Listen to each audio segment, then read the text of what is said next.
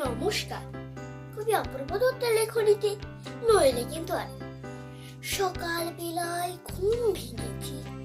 মা বলল, শোনো, বাসে মুখে 100 থেকে 1 অব্দি কোনো 9টা নাগাদ খেলতে যাব। বাবা ডাকলো, বুবাই, আবুধাবি রাজধানী কি? মাস্টার আর দুবাই। স্কুলে গেছি। ইংরেজি স্যার একে বললেন, ইউ ক্যালিডোস্কোপ লিখতে গেলে কে লাগে না কিউ। খেলতে গেছি। ছোট নামাজ প্রথম বলি যাও। আম্পায়ারটা বলো, ওটা বেনিফিট অফ ডাউট।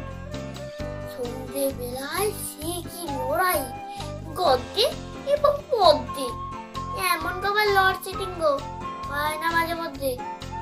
এত জনের সঙ্গী আমি একলা লড়তে পারি? ও দাদু ভাই, বিচার করো, নইলে কিন্তু পারি।